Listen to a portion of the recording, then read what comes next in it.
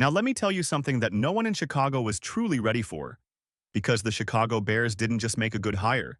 They've flipped the entire organization on its head, rewired its DNA, and set it on fire in the best way possible. And it has absolutely nothing to do with one player or one flashy OTA performance, because this shift, this spark, is all about one thing: the Ben Johnson effect. And trust me when I say, it's real, it's radical, and it's reshaping everything about what it means to be a Chicago Bear. Because for the first time in years, we're watching a franchise that's not just surviving the offseason, it's dominating it. And it all starts with how Ben Johnson is demanding excellence, setting standards, and making this team grind in ways we haven't seen since the glory days.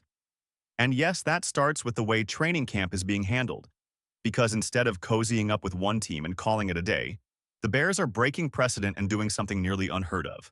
They're inviting two teams, the Miami Dolphins and the Buffalo Bills, to Halas Hall for joint practices. And this isn't just a scheduling note. This is a philosophical shift. This is Ben Johnson putting his stamp on this team by saying, if we're going to get better, we're going to suffer for it. We're going to get punched in the mouth in August so we can punch right back in September. Because this isn't the Matt Eberflus era anymore, where mistakes were overlooked, where players were coddled, where little details got ignored until they exploded on Sundays. No, Johnson is a different breed. He's old school, no nonsense, and he's making it crystal clear. You either rise to the standard or you get left behind.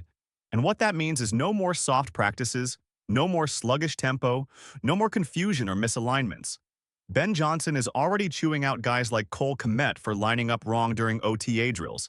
And that's what it takes. Because you can't build a championship-caliber offense, let alone culture, if you're not grinding through the little things with intention. And Johnson isn't here to be anyone's friend. He's here to turn this roster into a brotherhood forged in pressure, in pain, in preparation that pushes you to your limits and beyond. And we're seeing it pay off already in the locker room and on the field, because you've got guys like Joe Thuney, freshly signed and already calling out the intensity, saying this team feels locked in, saying it feels like something real is building here, something different, something that reminded him of Kansas City's culture.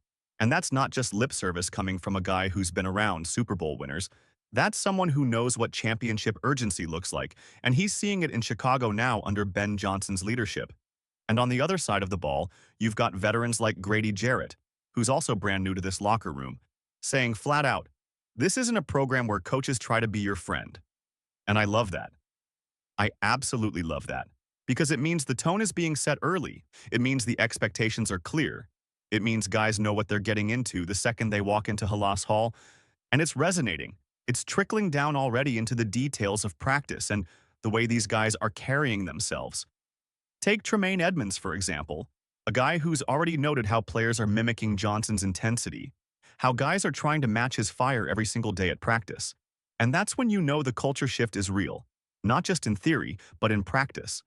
Because you're seeing players internalize it, live it, respond to it in real time. And when you've got a coach with that kind of pull, that kind of leadership, it changes everything. And that's why these joint practices matter so much. Not just for X's and O's or for depth chart competition, but for testing this new identity.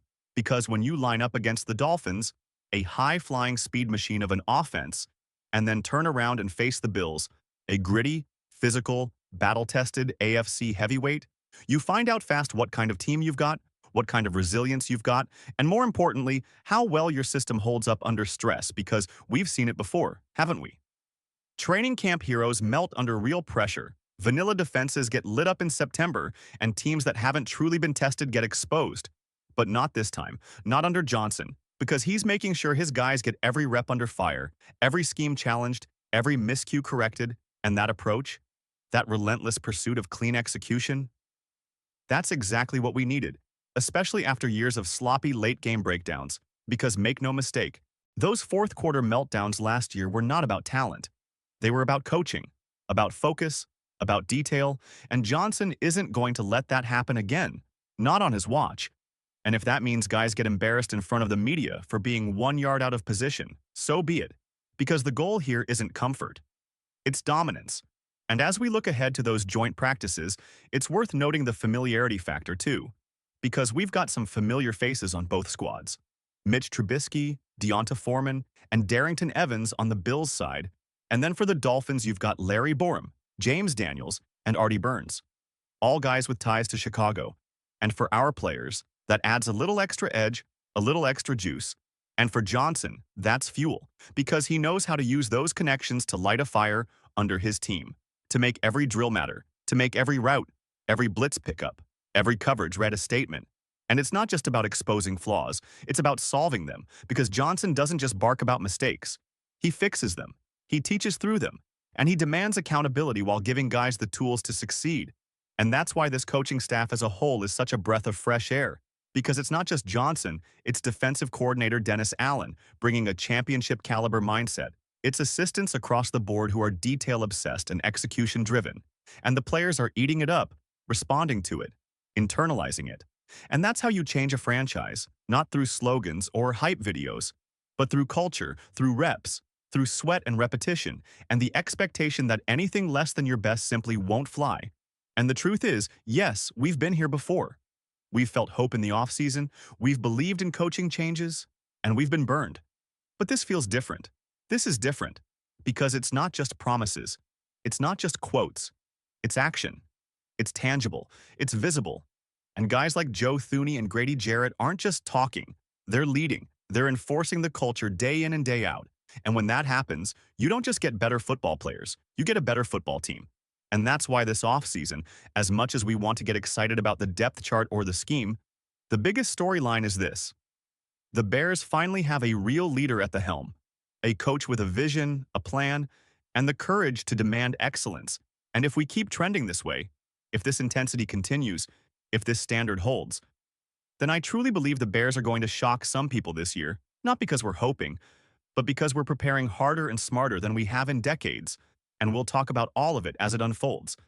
Because I'll be here every step of the way, giving you the real breakdowns, the real takes, and the real storylines that matter. So hit that subscribe button if you're riding with me, drop a comment with your thoughts, and as always, bear down, because the grind has already begun, and the 2025 Chicago Bears are coming for everything.